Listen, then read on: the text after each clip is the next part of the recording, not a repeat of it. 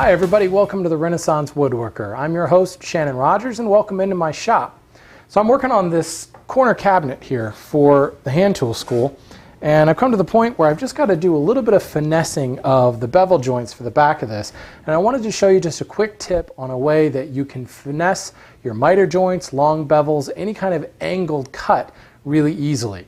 First thing you need is packing tape, and I've got packing tape on the back of this joint, so essentially my joint acts as a hinge, and you want your angle laid out on a scrap board. In this case, I've got a story stick here that gives me the exact layout of the dimensions of my case. But what's key is I have the 22.5 degree angle that I've cut onto this bevel laid out on my storyboard.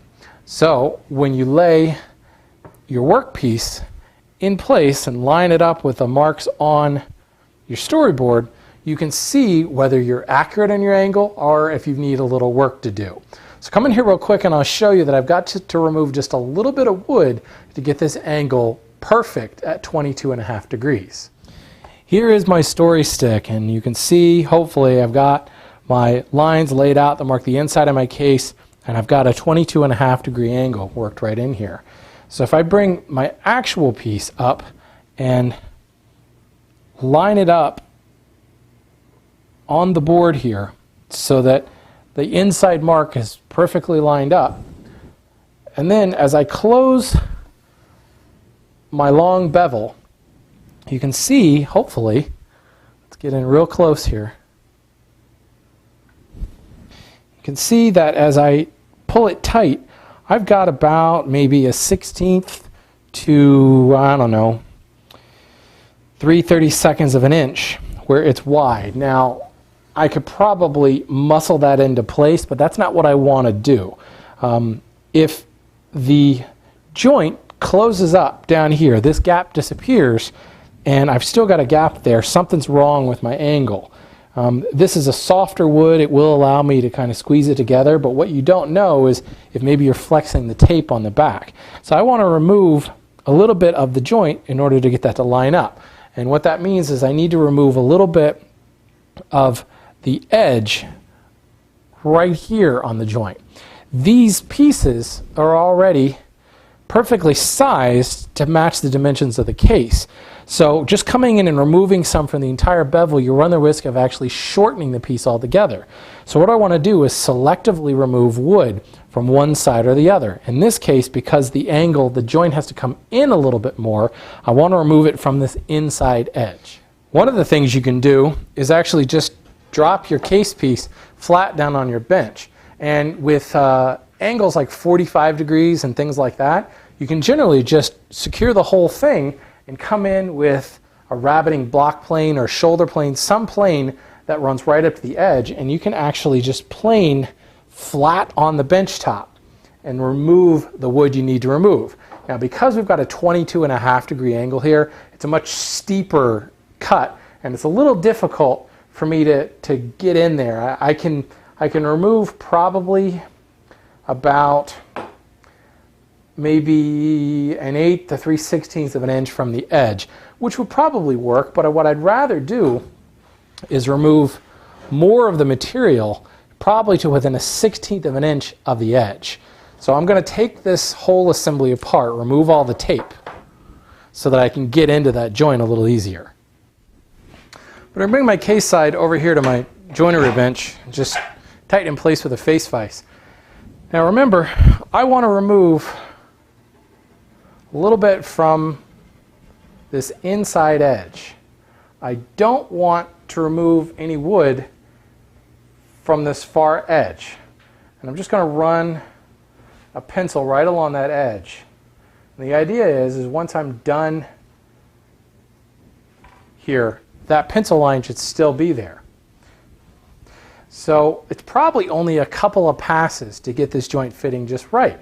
But you can imagine a couple passes across the full length of the board is going to shorten the case side by those 2 passes, and everything's not going to end up fitting. A lot of times what I'll do is purposely make my case sides a little bit wider and refine that angle in and get it to exactly the right width. And I actually thought I had done that here, But once I got the joints all taped up and lined up with the storyboard, I saw that I was a little bit off. So I'm just going to grab a block plane, and this is just a typical block plane where the blade does not run all the way to the edge. And you can use that to your advantage. This extra like 3/16 to 1/8 of inch material here that's not cutting, you can actually position the plane right here on the edge, run your finger off the side so that it acts like a fence. So now the plane is aligned with the back edge here, which means I am only cutting from about 1/8 of an inch in down because of that shoulder on the other side of the blade.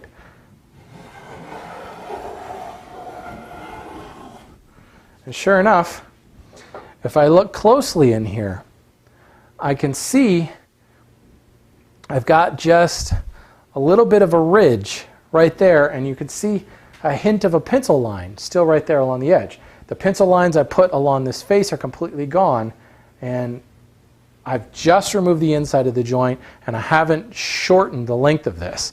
So let's tape this back up and take it over to the storyboard and see how we did. All right, here's my storyboard. Got the joint taped back up again. And I just want to align all of my marks for the case side. Press down in there and then close up the joint. And it comes right in line with my marks. And I've got, it's kind of hard to hold all this together with one hand, but the joint closes up nicely here, and it matches everything on my actual drawing, which is really, really key when it comes to ensuring that you've got a good fit across the entire case. So it's real, real simple. The key is just not removing wood from the entire face here.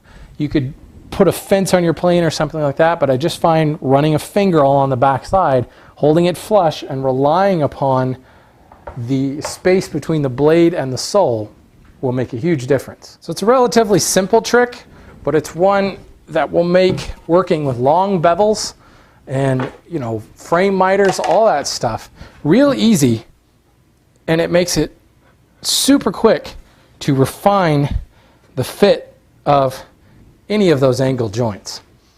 No specialized tools needed other than, you know, a block plane or any normal plane where the blade doesn't roll all the way to the edge, your fingers as a fence.